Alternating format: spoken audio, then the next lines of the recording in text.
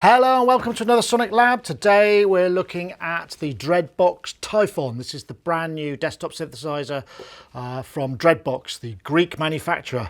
I usually really like their stuff. If we just go to the overhead of it, this is an analog synthesizer with two oscillators, a 24 dB filter, and also they've teamed up with Sinevibes to provide 3 DSP effects.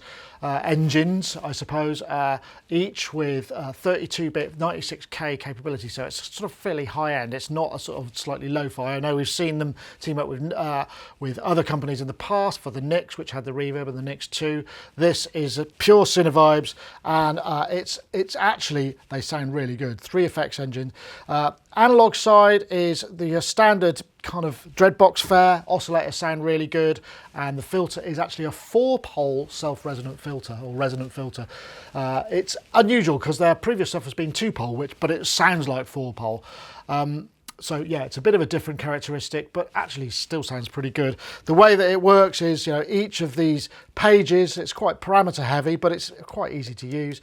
You just basically, the faders affect whatever it is that your page that you're in, and these are the digital side. There's also a 32-step sequencer plus also modulation step sequencing, 256 patch memory so you can store and recall, plus we've got 1/4-inch jack output for stereo, a mono 1/8-inch jack here which takes the signal in via the filter so you can use it as external effects, and then we've got MIDI I/O on full-size MIDI DIN. Okay, so let's listen to the oscillators. We start off with the FM position, which I believe is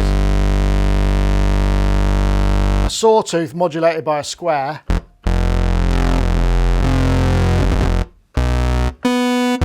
Yeah. And this is the frequency of the modulator. So we only listen to the first oscillator, but the second oscillator affects the frequency modulator. We've got +2 octaves on this range for the second oscillator.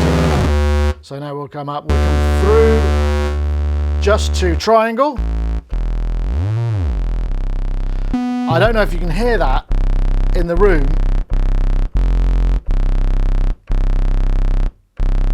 But that is actually quite thunderous. There's quite a lot of girth and weight, and that's something that I've sort of come to expect from Dreadbox, and they're here. But as you can also hear, there's this real buzz as well. So we've got plenty of harmonics, but also plenty of girth. So let's get back to it. And then as we swing this round, we start to bring in a square wave on oscillator 1. So we do get some granularity between the levels.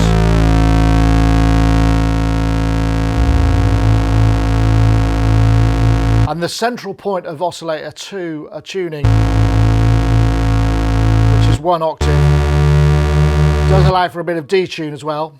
Then as we come round, we've just got a square wave on oscillator 1 only. And then we fade in a sawtooth to join that. And then round 2, just a sawtooth. And then a double saw. So lots of combinations. I mean, it seems like you're not getting everything you possibly can, but actually you do. You get all it's got to offer in all the permutations. And of course, the other thing that's interesting is you can modulate the filter mod from the second oscillator. So you can hear oscillator 1 and have oscillator 2 not heard, but only heard through modulation of the filter. It's quite clever, actually. We can modulate this as well, so we get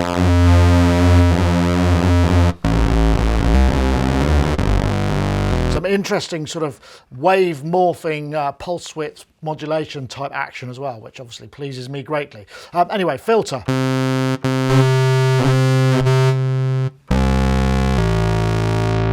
As we say, this is a 4-pole resonant filter, and you can hear again. We've got some new speakers in this room which aren't quite as thunderous as the Mackies, but they're still rattling the floors. There, I've hit the resonant frequency. I mean, this filter is actually quite nice. So we'll go back to double saw. Bring half resonant.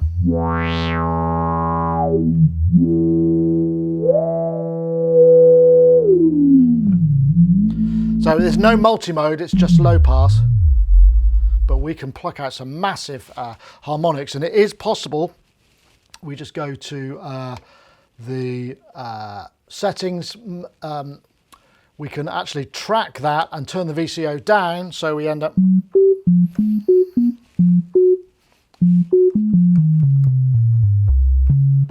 with filter tracked. It's not bad, it might need calibrating, but you get 2 or 3 octaves out of it. So those are the basic building blocks, and you know, to my ears, the filter sounds nice and dreadboxy, and the oscillators sound nice and dreadboxy. So we're starting from that point that Dreadbox seems to have, you know, which is, I call it this sort of charisma factor, and it certainly has that. And it's an interesting choice of controls that they've added to this. In fact, if we come back, let's just take the VCO back up, take the resonance down. We go into the modulation, sorry, the envelopes. There are 2 envelopes. There's a VCF and a VCA. And what's really interesting about this is, rather than have, so the faders, when you're in that mode, give you the envelope controls, which makes a perfect sense. But then we've also got this kind of multiplier, so the and a division. So we've got, in the center, we've got, this is what the envelope sounds like, but I can dial it right back and also make it staccato. But I've got an attack of 1. So if I then go multiply that by 6,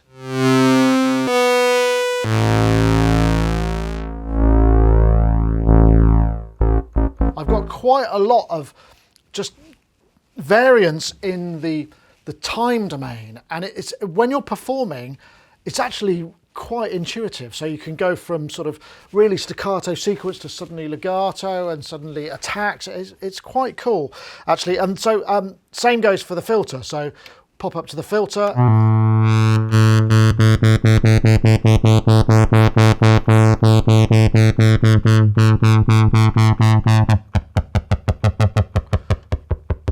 Goes nice and snappy, but then we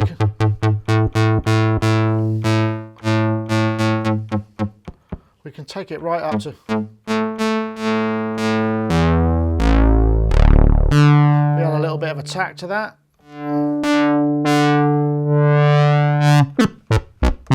So again, we get this kind of quite radical changing of the characteristics of the sound for these 2 knobs, and it's an interesting choice. I mean, it's not necessarily one I would have immediately gone for, but actually in practice it works quite well. Right, so let's deconstruct a patch a little bit, because now we get into this kind of crazy territory where all of this kind of cross modulation, FM and effects all start to interplay to create some wonderful voices. So we'll start with this. This is just a single square wave with a little bit of pitch mod, which I've got on the destination of modulator 3. So we'll come to modulator 1.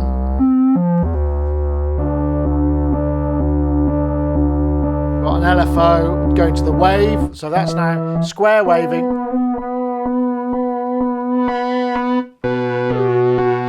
So we're getting that kind of pitch movement, which is kind of nice.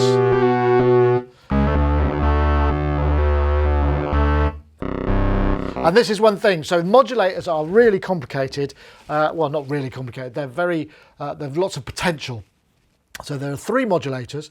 Each modulator can only have 1 destination. So if you set it to be an LFO, it's an LFO and the wave is fixed, but it can go to multiple places. So here, for instance, I've got it going to the wave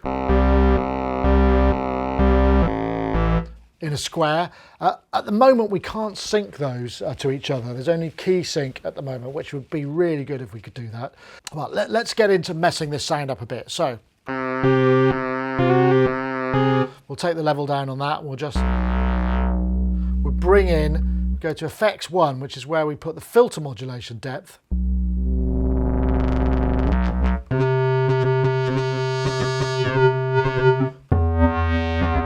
And we're starting to get that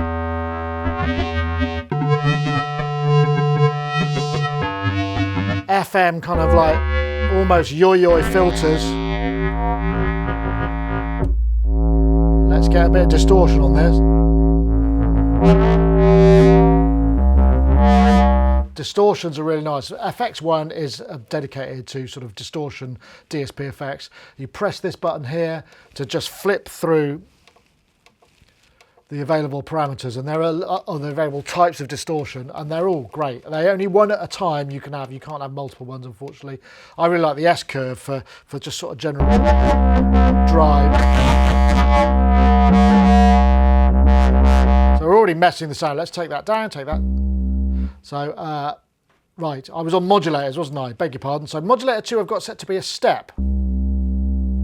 So we'll just listen, because I'm affecting only in this particular one. So I can affect all of the steps in different amounts. It's not per step, but there are, each modulator can send to multiple destinations, but you can't say have step 3 to resonance, step 2 to cut off, just so you know. So I'm going to CV2. I'm going to dial in an octave.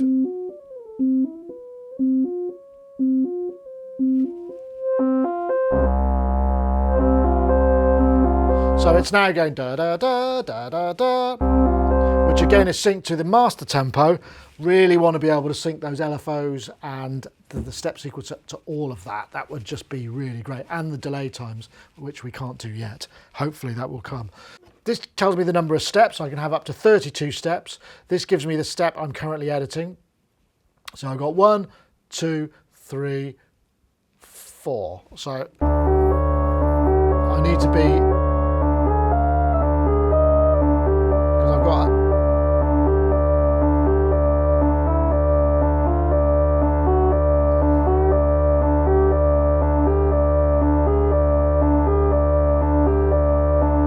that's roughly about right. But if I now dial that into effects 2 FM,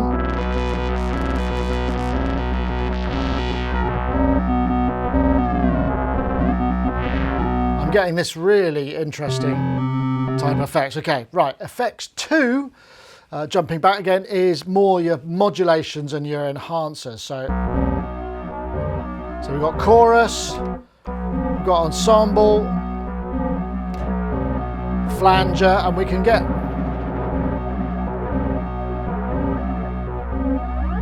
some pretty extreme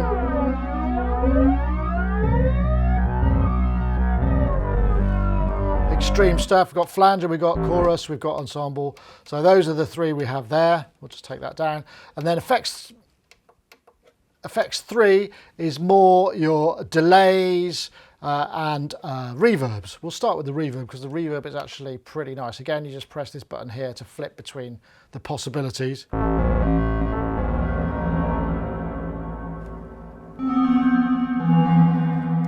Let's just take it down. Reverb is lovely. We can go from these sort of kind of small, let's just take,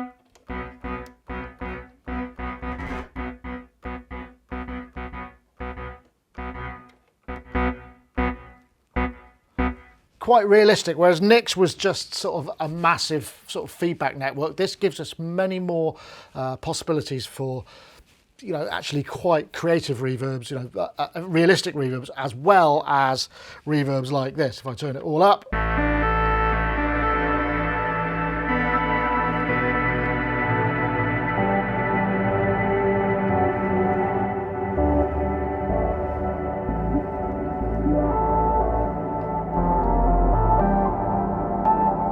and we can modulate some of these parameters. It's generally the level of each of these effects, so we can affect from the modulators to the effects mix. But as you can hear, it's got that stuff that I certainly like anyway, that kind of damped, complex, and it's full frequency. So if we listen to,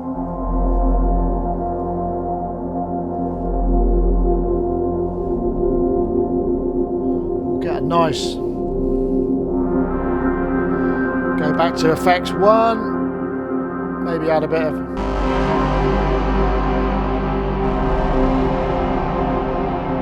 take the,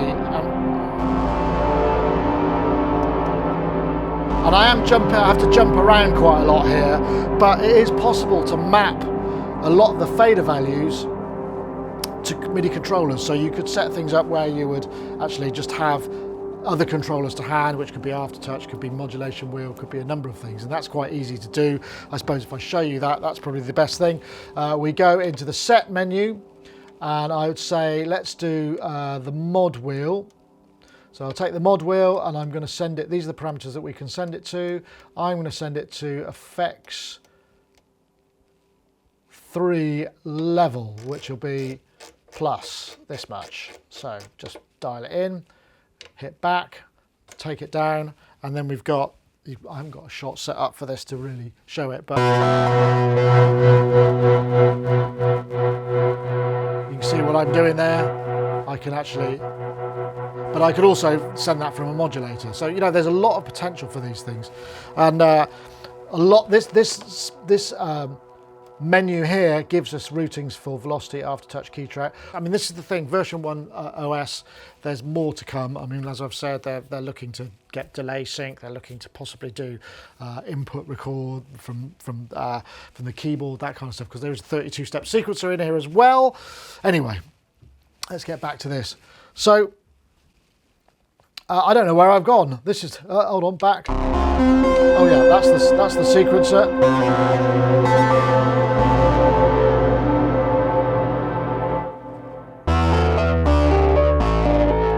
And then we'll come back to and put our FM depth in.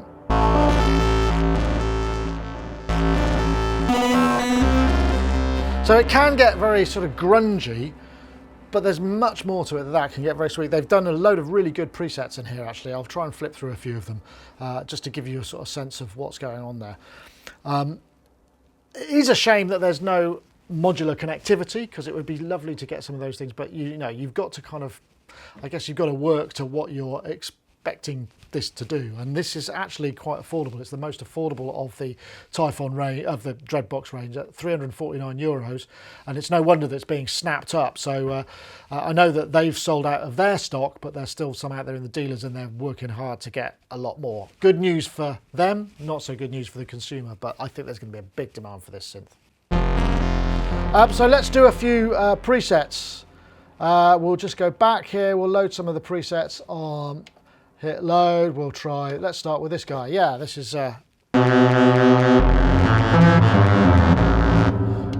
another one.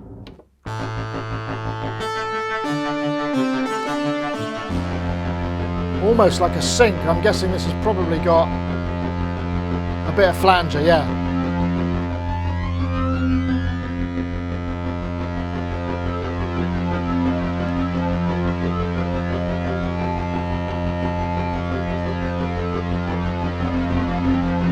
They're using very subtle wave manip to kind of create almost like a tremolo effect. That's really nice. Let's try this one.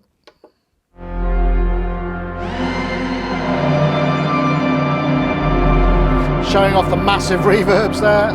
Let's just try another one to elastic.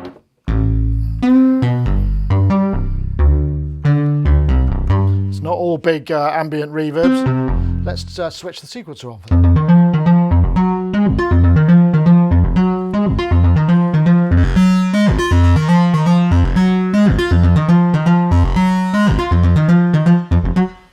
And this shows you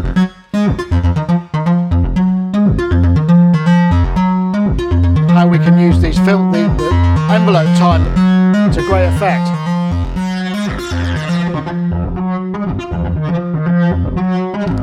So probably a good time to maybe look at the step sequencer, because that's a 32-step sequencer, which is also used for note sequencer. So we'll just come in here, we hit the sequencer, we can go up to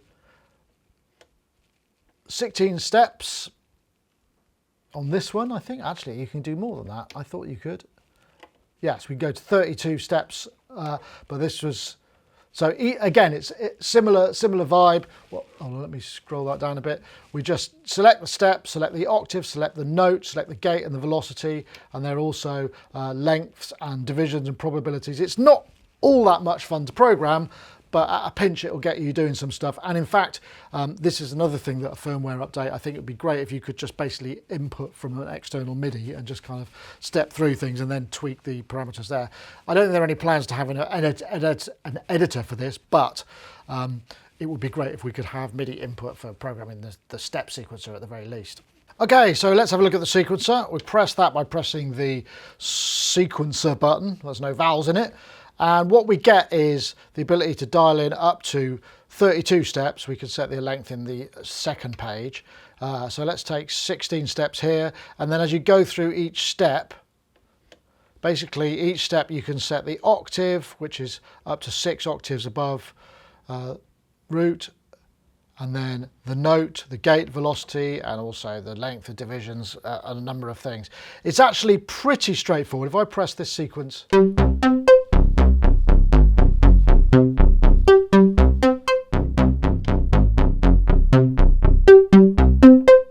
we could go through and check all of these. I mean, yeah, the only thing I would say is it's a bit step sequencer, and it would be really good to have MIDI input. I mean, I don't mind not having MIDI input for the octave, but it'd be great to have MIDI input for the root note because it would make sequencing a lot more straightforward. You can set ties and rests at the extremities of the gate fader, and you can change the velocity. Obviously, each sequence is stored with the with the patch. Again, would have been nice to have the ability to tie this to the LFO clocks, and so everything could be tempo synced. But again, I think this is something that's probably going to be coming with later firmwares. Remember, this is only version 1. So just playing the sequence a bit more, we may as well mess around. We'll go to, got a bit of effects, I had to dial that in.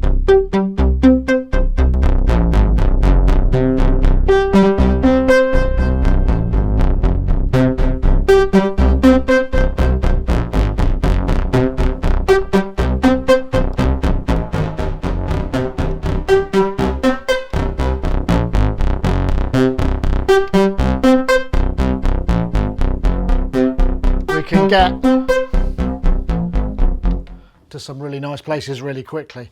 And that's the thing with the Typhon. I mean, I've said it before with Dreadbox stuff, and it's the same with this. Even though the possibilities appear on the face of it to be less than you would expect from a featured analog synth, there is actually a lot in here, and you can very easily get into a kind of little performative riff and just sort of head off into synthesis heaven. And that's partly because of the way that these choices that they've made. I mean, these two knobs actually do make quite a lot of difference, and the radical changing of the sound.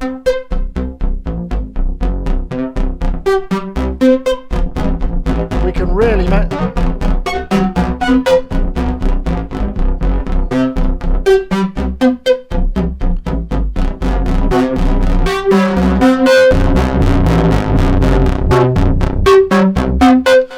I'm off again, and we can get into this really kind of interesting frequency domain stuff, especially with Oscillator 2 going directly to the filter. We can get some lovely, just interesting audio frequency pitches and patches and all sorts of nooks and crannies. So one more thing to look at is the external audio input, and what I've got here is a little Roland MC101 here, which I'm just plugging in, and I can play this via the again, this KeyStep Pro. There is no setting for the external input. In fact, what you have to do is they've created a setting, a preset for it, but really all you have to do is set the level of one of the modulators to be 100% of the VCA, which means it's always open. It goes via the filter and via the VCA, so you have to have a note triggered. It's one of those audio inputs. Now, it would have been really nice, in my opinion, to have the external input to come into the VC, have the option to bypass the VCF and the effects, so you can have the synth voice plus the effects engine. I guess the analog side of it means that it has to be done this way. It's a real shame though, because the Korg NTS1 allows you to access those effects separately from the synth voice. Just saying, would have been nice. I mean, still, we've got 3 really nice effects here, which is all effects engines with lots of algorithms. So I've just got this piano, which is coming in here, so via the filter.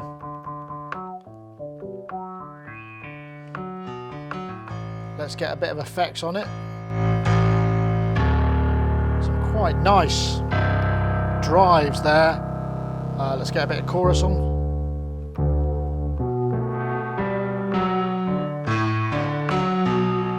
And of course, the reverb.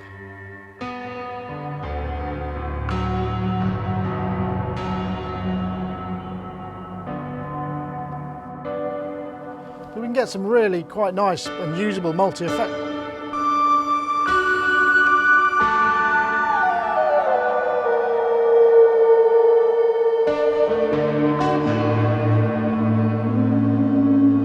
And if we've got the VCO, remember the VCO levels down, so we can just use that to maybe modulate the filter. So, you know,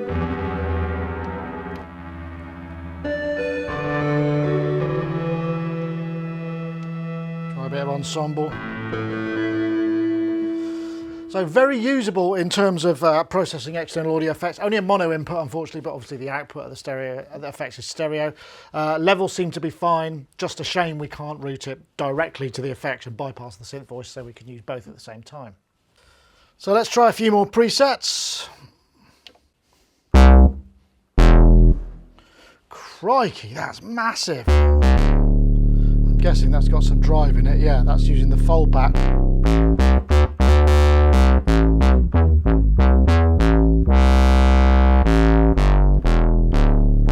Wow, that's thunderous. Some very, that one's called Moussaka, which is rather amusingly Greek.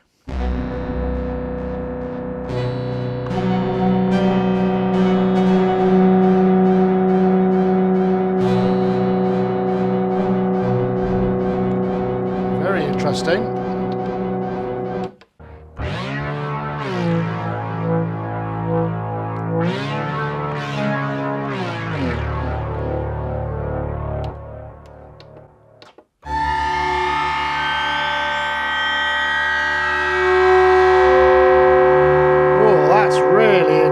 What's going on there? Short delay.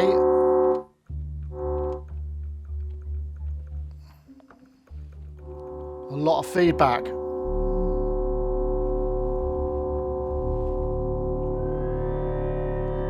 Oh, that's lovely. Really interesting. That's called acryol. Using the sequencer for some kind of bit crushing. Can't really see what's going on with that. I suppose that's one of the disadvantages you get, is when you're into the modulators, you have to dial in every single modulator to see what's going where. So it can be hard to see a sort of big overview of what's happening there. Let's try another one.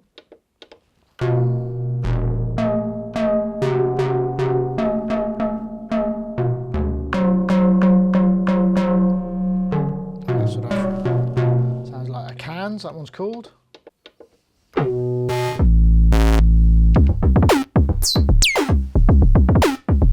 It's another example of the sequencer doing its thing, sending some interesting rhythmical stuff.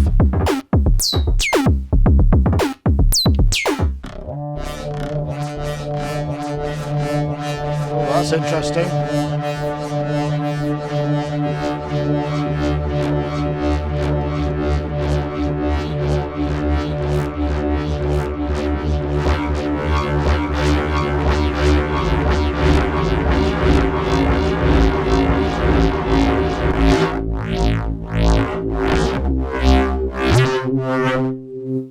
So the Dreadbox Typhon is available now. As I said, it's in quite short supply, and not surprising because it does sound really good and it's an easy synthesizer to connect with. Those additional effects really give you a lot more to sort of get your teeth into for what is essentially quite a simple synthesizer, even though it's still got that kind of Dreadbox Oh, that sounds niceness, if that's such a thing. Anyway, it is now, I made it up. €349 is the price, which I think is actually pretty reasonable. Even though we are talking about a mono synth, this is still considerably cheaper than the next synth in their range, which would be Nix or Erebus, which are around about the 400 or 500, maybe more, euros mark. So you're still getting a lot of synth and a lot of kind of creativity for that money.